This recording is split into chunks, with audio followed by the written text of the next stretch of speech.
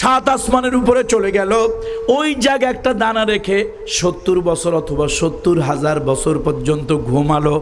আবার এসে জমিনের উপরে আসমানের নিচে বিশাল বড় যেই সরিষার দানার স্তূপ, ওখান থেকে আর একটা দানা নিল। বন্ধুরা আমার, একদিন নিতে নিতে নিতে নিতে হাজার বছর, কোটি বছর, লক্ষ কোটি বছর দানা নিতে নিতে জমিন থেকে আসমান পর্যন্ত যত সরিষার দানা আছে সব সরিষার দানা একদিন শেষ হয়ে যাবে। মানুষের পরকালের জীবন আখেরাতের জীবন এত লম্বা, ওই জীবন তারপরেও কোনোদিন শেষ হবে না। এই জন্য আসুন, দুনিয়ার সামান্য জিন্দেগির জন্য কত কিছু করলাম, অথচ আখেরাতের জীবনের জন্য কি করতেছি একটু রাতের বেলায় ঘুমায় ঘুমায় বুকে হাত দিয়ে চিন্তা করি, মন রে ও মন, আমার মতো কত মাতবার, সর্দার, টাকাওয়ালা, পয়সাওয়ালা, ক্ষমতাওয়ালা পৃথিবীতে ছিল, আজকে তারা মাটির নিচে চলে গেছে। কোরআন শরীফের সূরা ইয়াসিনের ভিতরে এসেছে ওয়াহুয়া রামিম, ওই মাটির ভিতরে ঢুকে হাড্ডিগুলি পর্যন্ত কালের বিবর্তনে মাটি হয়ে গেছে। আল্লাহ তাআলা বলেন, শোনো, হাজার বছর থেকে কুল কুনু হিজারাতান আও হাদিদা, শোনো, কবরের মধ্যে তুমি পড়বে, কয়দিন পর পচবে, পচার পরে গলবে, গলার পরে মাটির সাথে মিশে যাবে, এর কয়দিন পরে হাড্ডিগুলি আস্তে আস্তে ক্ষয় হবে, ওয়াহুয়া রামিন, জীর্ণ শীর্ণ হয়ে একদিন মাটি হয়ে যাবে।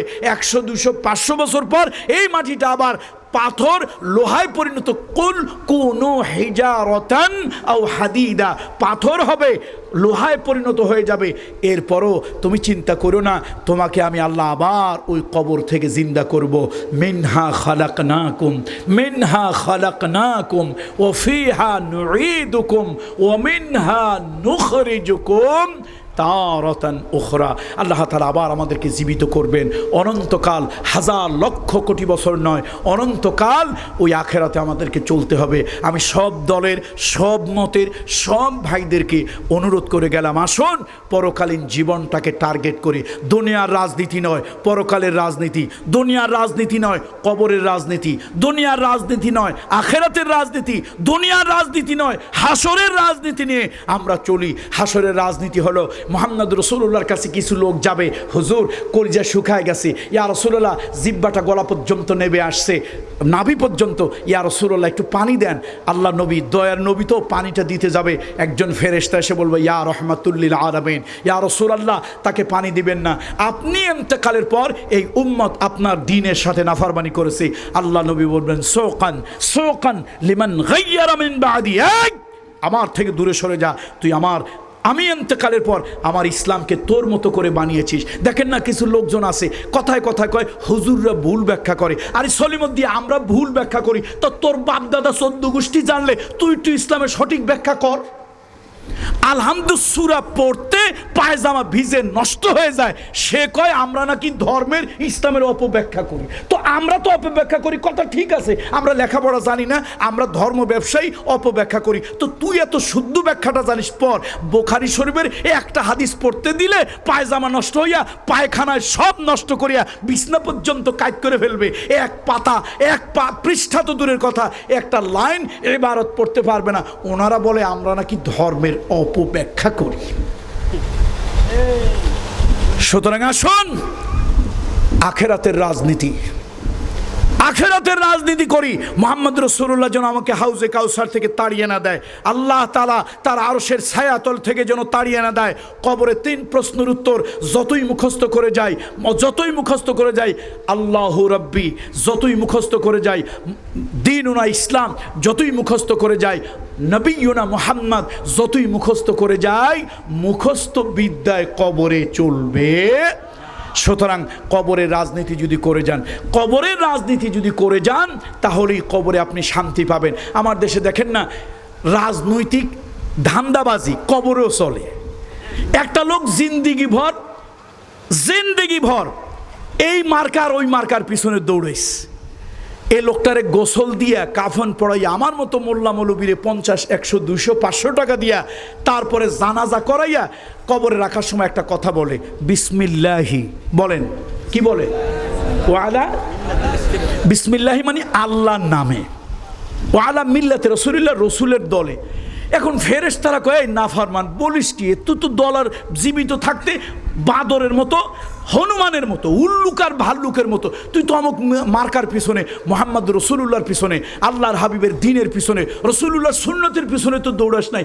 এরকম একটা ডাহা মিথ্যা ধাপ্পাবাজি ধোকাবাজি দুনিয়ায় করে আসলি, ধোকাবাজির রাজনীতি দুনিয়ায় করে আসলি, ধান্দাবাজির রাজনীতি দুনিয়ায় করে আসলি, মিথ্যাবাদী রাজনীতি। এখন কবর এসো মিথ্যাবাদী শুরু করলি, রাখ কবরটা ঢাক, তারপরে দেখাই মজা।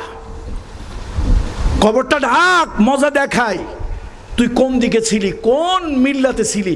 সুতরাং আপনি মুহাম্মদ রাসূলুল্লাহ সাল্লাল্লাহু আলাইহি সাল্লামের মিল্লাতে যদি না থাকেন, হাজার মুখস্থ বিদ্যা দিয়ে কবরে দিলে কাজ হবে না।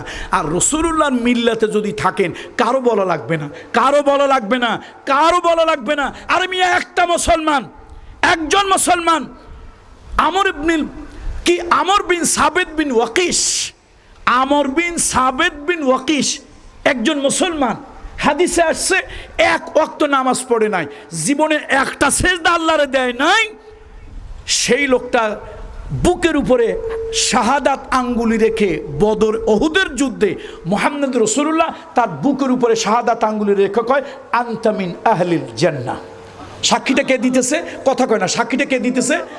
রহমতের নবী, নবীদের নবী, ইমামুল আম্বিয়া, সাইয়্যিদুল আম্বিয়া, খাতামুন নবিয়্যিন, শাফিউল মুজনাবিন।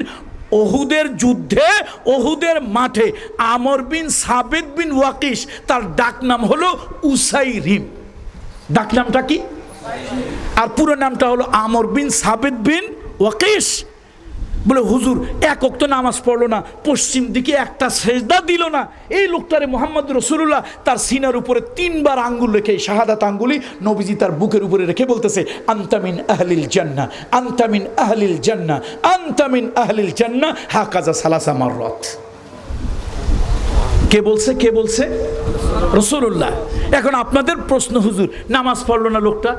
ভাইরে, ওহুদের মাঠে মারামারি দেখে লোকটার মনে একটু চিন্তা জাগছে যে কাফেরেরা 3000, মুসলমানেরা 1000, তার থেকে আবার আব্দুল্লাহ ইবনে উবাই ইবনে সুলুল নামক মুসলমান নামধারী একটা মুনাফিক তার গোষ্ঠীর বংশের দলের কিছু লোকজন নিয়ে ভেগে চলে গেছে 300। মুহাম্মদ সাল্লাল্লাহু আলাইহি ওয়াসাল্লামের কাছে লোক হইল মাত্র 700 লোক দিয়া কেমনে যুদ্ধ করে একটু দেখি। এখন গিয়ে দেখে নবীজির সাহাবীরা কালেমার দাওয়াত দিছে, আগে দাওয়াত গ্রহণ করে নাই। এখন ওখানে গিয়ে দেখে সাহাবীরা নিজের জীবনরে যা ভালোবাসে রাসূলুল্লাহরে তার থেকে বেশি ভালোবাসে। এই সাহাবীরা বেঁচে থাকা যত ভালোবাসে, তার থেকে আল্লাহর দ্বীনের জন্য শহীদ হইয়া গলা কেটে দিয়া, জীবনটারে দিয়া, রক্ত দিয়া এর থেকে বেশি ভালোবাসে। আমর বিন সাবিত বিন ওয়াকিস কয়, আরে আমি তো ভাবছিলাম মুহাম্মদ একটা রাজনীতি করে, এইটা একটা চাইল নেতা হওয়ার জন্য, কিন্তু নেতার জন্য তো কর্মীরা এরকম কাজ করে না, নেতার জন্য কর্মীরা এরকম জান দেয় না। মুহাম্মদ সাল্লাল্লাহু আলাইহি ওয়াসাল্লাম তো সাধারণ নেতা নন। আমি তো এতদিন ভুল বুঝছি। দৌড়ায় চলে গেলেন বাড়ি গিয়া যুদ্ধের ড্রেস পরলো, হাতের মধ্যে ঢাল নিল, হাতের মধ্যে তরবারি নিল, মাথার মধ্যে হেলমেট পরলো, এবার দৌড় মারলো। দৌড় মারতে মারতে নিজের নিজে প্রশ্ন করে, এই আমর বিন সাবিত বিন ওয়াকিস ডাকনামটা কি? ডাকনামটা কি? উসাইরিম। বলেন ডাকনামটা কি? সদ দিয়া সাসিন নয়, সদ, উসাইরিম। এখন নিজের নিজে প্রশ্ন করে, এই উসাইরিম, তুই যে মারামারি করতে যাস, তুই তো মুসলমান না, তো মুসলমান না হয়ে মারামারি করলে লাভ কি? এখন নিজের নিজে প্রশ্ন করে, আমি তো লাভ লসের জন্য যাই না, মুহাম্মদ সাল্লাল্লাহু আলাইহি ওয়াসাল্লামকে আমার নবী বলে মনে হয়েছে, তার বিপদে তার পাশে দাঁড়াইতে যাই।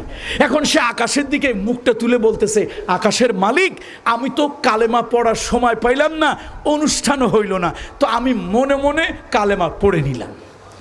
আর আপনার নবী মুহাম্মদ রাসূলুল্লাহ, হে আরশের মালিক, আমি তারে নবী বলে স্বীকার করলাম।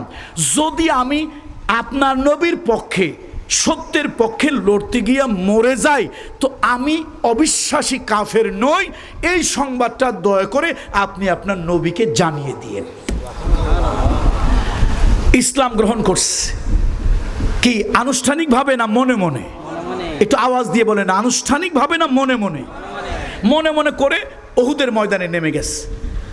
ওহুদের অনেক লম্বা ইতিহাস, যদি আল্লাহ হায়াতে কোনোদিন বাঁচায় আরেকদিন আসলে ইনশাআল্লাহ বলবো। আপনারা জানেন রাসূলুল্লাহ চাচা যার চেহারাটা ছিল হুবহু আল্লাহর হাবিবের বাবা আব্দুল্লাহর মতো, সেই চাচার নাম কি? আমির হামজা। আর ভক্তি সহকারে পড়েন, আমির হামজা ইবনে আব্দুল মুত্তালিব।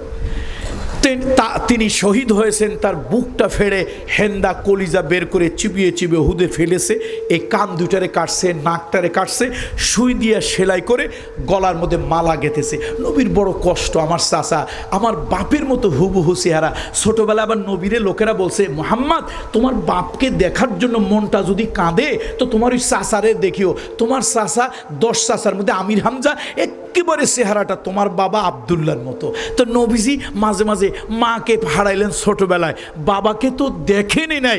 দাসী উম্মে আয়মান যিনি, যাকে আপনার হালিমার ঘরে লালন পালন হয়েছে, তো নবীজির মনে তো একটা শোক, শোকটা যখন বেশি জ্বালাতন করত তো চাচা আমির হামজার দিকে তাকাইয়া চোখের পানি দর করে ছেড়ে দিত। আহারে আমার বাবা থাকলে এইরকম হইতো, আমার বাবা থাকলে কিরকম হইতো, এইরকম হইতো। সেই চাচা শহীদ হয়েছে, নবীজির দিলে বড় কষ্ট, নিজের দান শহীদ হয়েছে। তারপরে আল্লাহর হাবিবের মাথা থেকে লোহার কয়রা উঠাতে গিয়ে আবু উবাইদা ইবনুল জাররাহ নামক সাহাবীর 2টা দাঁত উহুদের ময়দানে শহীদ হয়ে গেছে। এত কষ্টের ভিতরে নবীজির কাছে এলো, নবীজি বললেন যাও দেখো কতজন লোক শহীদ হয়েছে, আমি এই জমিনে তাদেরকে দাফন করব, এই জমিনে তাদেরকে দাফন করব। এখন সাহাবীদের লাশ খুঁজতেছে, সাহাবীদের লাশের ভিতরে একজন অমুসলিমের লাশ, তার নাম হলো আমর বিন সাবেদ বিন ওয়াকিশ। মুসলিম না অমুসলিম? কথা কয় না পাবলিক, মুসলিম না অমুসলিম? আরে না, মুসলিম, কিন্তু সবাই জানে কি? সবাই জানে অমুসলিম, আসলে ভিতরে কি মুসলিম। এখন মুসলমানদের লাশ সরাচ্ছে সম্মানের সাথে, তাদেরকে গোসল ছাড়া কাফন দিয়ে দাফন দিবে, শহীদদেরকে গোসল দেওয়া হয় না। কিয়ামতের ময়দানে এই শাহাদাতের রক্ত নিয়ে তারা উঠবেন, আল্লাহ তাআলার কাছে ফরিয়াদ করবেন, আল্লাহ তোমার দ্বীনের জন্য তরতাজা জীবনটাকে দিয়ে আসছি। এখন সাহাবীরা চিৎকার করে উঠলো, ভাই মুসলমানদের ভিতরে একটা অমুসলিমের লাশ, এই দেখো আমর বিন সাবিত বিন ওয়াকিশ, এ তোমরা যারে উসাইরিম বলে ডাকো, ওই যুবকের লাশ মুসলমানদের ভিতরে। আরে তারে কত ইসলামের দাওয়াত দিলাম, ইসলাম গ্রহণ করলো না, শেষ পর্যন্ত মুসলমানদের ভিতরেই তার মৌতটা হইল, মরণটা হইল। তার 4 হাত পা ধরে দূরে কাফেরদের জায়গা নিয়ে তাকে রাখবে, ফেলবে, হঠাৎ করে তার ঠোঁটটা লড়তেছে। কি লড়তেছে? সাহাবারা তার কানের কাছে মুখ লাগায় বলো, আমর বিন সাবিত বিন ওয়াকিশ, তুমি তো একজন কাফের, একজন অমুসলিম, তোমার লাশ ক্ষত বিক্ষত দেহটা মুসলমানদের মধ্যে কেন? কয় ভাই আমাকে অমুসলিম বলিও না, আমি দিলে দিলে মুসলিম। শোনো, আমার রুহটা এখন বের হয়ে যাবে। ও মুসলমানেরা, তোমরা আমার এই ইসলামের দাওয়াত দিয়েছিলাম, ওই দাওয়াত আমি গ্রহণ করি নাই, কিন্তু আজকে মুহাম্মদ রাসূলুল্লাহর জন্য তোমাদের যে মোহাব্বত ভালোবাসা ভূমিকা দেখলাম, দুনিয়ার কোনো নেতার জন্য তার কর্মীরা এমনটি করে না। আমি এতদিন ইসলাম গ্রহণ করি নাই, আমি মনে করেছিলাম মুহাম্মাদের ক্ষমতা দখলের জন্য রাজনীতি, তিনি প্রভাবশালী হওয়ার জন্য এইটা একটা রাজনীতি, আমি ইসলামকে ওইভাবে মূল্যায়ন করেছি, এই জন্য গ্রহণ করি নাই। আজকে উহুদের ময়দানে উহুদের যুদ্ধ দেখে আমার চোখের পর্দা সরে গেছে, উহুদের যুদ্ধ দেখে আমার ঈমানটা পরিষ্কার হয়ে গেছে। আমি বুঝতে পেরেছি মুহাম্মদ রাসূলুল্লাহ রাষ্ট্রপতি, সেনাপতি হলেও সাধারণ কোনো মানুষ নন, তিনি আল্লাহর নবী। ইসলাম সাধারণ কোনো ধর্ম নয়, এটা পরকালের রাজনীতি, এটা পরকালের ভিত্তিক ধর্ম। আমি এই চিন্তা করে বাড়ি গেলাম, যুদ্ধের পোশাক পরলাম, মুহাম্মদ রাসূলুল্লাহর পক্ষে যুদ্ধ করব মনে মনে খেয়াল করলাম। এবার আমি আল্লাহকে ডেকে বললাম, আল্লাহ আমি তো আনুষ্ঠানিকভাবে কালেমা পড়ে মুসলমান হতে পারলাম না, ও আল্লাহ তোমাকে আমি এক বলে মেনে নিলাম, তোমাকে আমি এক আল্লাহ বলে স্বীকার করলাম, তোমাকে আমি রব বলে মেনে নিলাম। মুহাম্মদ রাসূলুল্লাহ তোমার নবী, তিনি মানব জাতির জন্য অবতার হয়ে এসেছেন, এসেছেন, তিনি মানব জাতির জন্য কান্ডারি রহমাতুল লিল আলামিন হয়ে এসেছেন। আমি তার আদর্শ, তার দর্শন, তার রাজনীতি, তার ধর্ম, তার পক্ষ আমি মেনে নিলাম। এই বলে আমি আল্লাহর নামে যুদ্ধের ময়দানে ঝাঁপিয়ে পড়লাম। আমার রুহুটা এখন বের হয়ে যাবে। ও সাহাবীরা, মুহাম্মদ রাসূলুল্লাহর কাছে জানাই দিও, উসাইরিম কাফের নয়, উসাইরিম কাফের নয়, সে একজন মুসলমান। আল্লাহর নবী উঠে দাঁড়াতে পারেন না, রক্তক্ষরণ হয়েছে, তামাম শরীরের ভিতরে ক্ষতবিক্ষত, পোশাকটা টাইট হয়ে গেছে। এই অবস্থায় বিশ্ব নবী দুইজনের কাঁধের উপরে ভর করে পাউটারে টেনে টেনে ওই যে উসাইরিম যুবক আমর বিন সাবিত বিন ওয়াকিশ তার লাশের কাছে আসলেন। নবীজি আবেগে হাসলেন, কাঁদলেন। আল্লাহ নবী বললেন, তুমি কি ভাগ্যবান, এমন সময় ইসলাম গ্রহণ করলে নামাজের রক্ত ছিল না, আবার এমন সময় শহীদ হয়েছো নামাজের রক্ত যায় নাই। অর্থাৎ এক নামাজ থেকে আর এক নামাজের মাঝখানে তুমি ইসলাম গ্রহণ করে দিলে দিলে আল্লাহকে আল্লাহ মেনে, রসুলুল্লাহকে রসুল মেনে ইসলাম নামক জীবন ব্যবস্থাকে তুমি গ্রহণ করেছো। শোনো, আমি মুহাম্মদ সাক্ষ্য দিচ্ছি, ইন্নাকা মিন আহলিল জান্নাহ, ইন্নাকা মিন আহলিল জান্নাহ, ইন্নাকা মিন আহলিল জান্নাহ।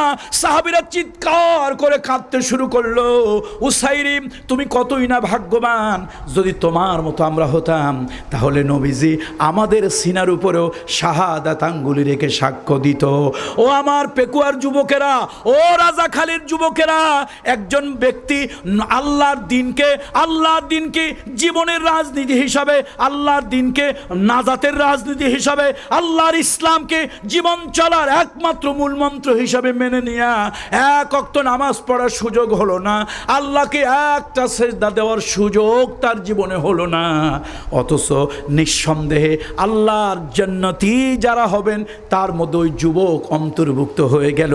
তাহলে আমার পেকুয়ার বন্ধুরা, তুমিও যদি তোমার জিন্দেগির সব কিছু ইসলাম বানিয়ে নাও, তাহলে তুমিও নিঃসন্দেহে আল্লাহর জান্নাতি হয়ে যাবে।